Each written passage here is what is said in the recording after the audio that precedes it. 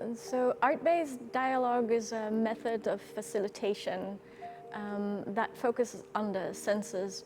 And the toolkit is organized around 3 dimensions. There's present awareness on the one hand, and then there's embodiment, and the 3rd dimension is language. And so it's called a dialogue, and that comes from the Greek word dialogos, and that literally means through words, but it's not just a verbal engagement, it's body engagement as well. And this is what we did today, is we really used all of the senses to make the looking more durational, more connected, and to increase our attention, because we have a tendency to go very fast with our looking.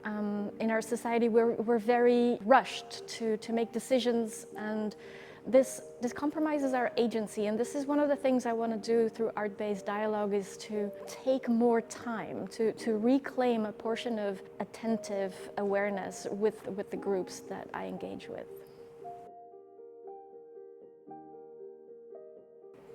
It could be anywhere from 15 to 30 minutes. I do sessions that last an hour sometimes. It depends on how willing the participants are to really delve into the artwork, but no less than 15 minutes, because looking, just like listening, needs time to evolve, to develop. We need to be present with the experience for enough time to connect to everything that's going on.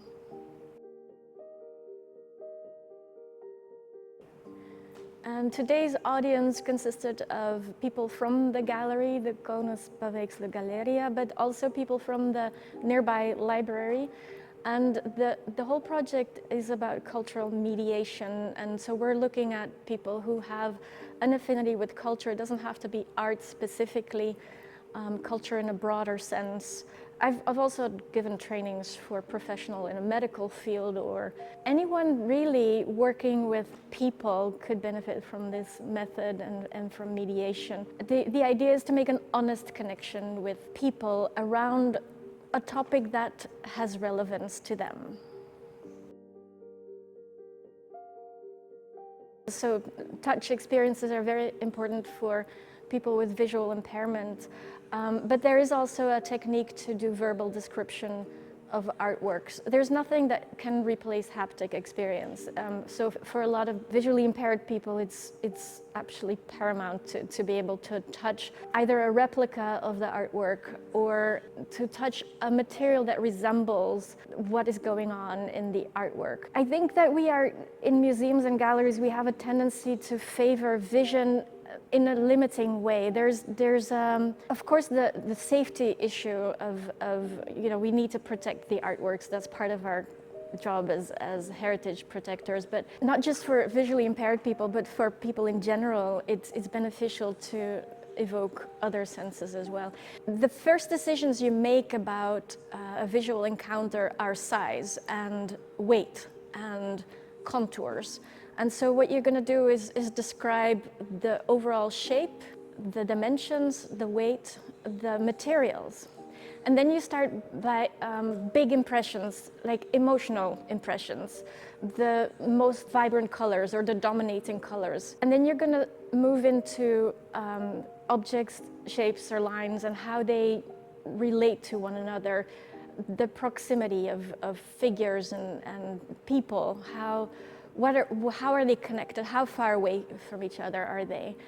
And then you can gradually zoom in, but the idea is that you go from bigger to smaller, that you add detail later. It's very confusing and disorienting if you describe an artwork to a visually impaired person by zooming in on a specific detail, because then from there they're gonna try to construct the image around that detail, while it might not even be essential to the artwork.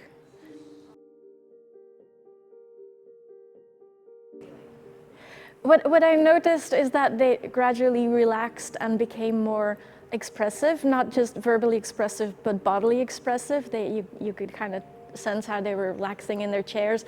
There was one woman who said at the start that she wasn't going to participate. She wanted to be there just to observe, And I'm really happy to notice that after a while she did start contributing and very lively contributions. So it is a process, and people do tend to hold back out of fear of judgment. But once we realize that there's no critics in the room, we start to feel more confident and we start to rely on each other.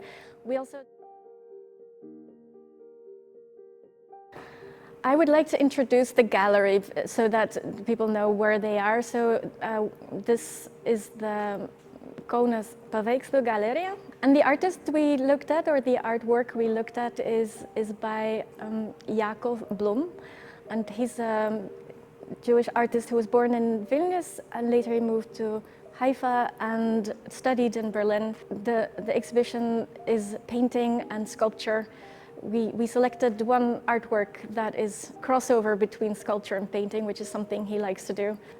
Even if it's just the painted surfaces are very textural and vibrational, and it was really fun to see how, partly through the sound meditation that we did, but also very much coming from the artwork itself, came these impressions of sound and visuality mixed with music, and it was really fun to watch how people had associations with music and sound. Yeah, thank you.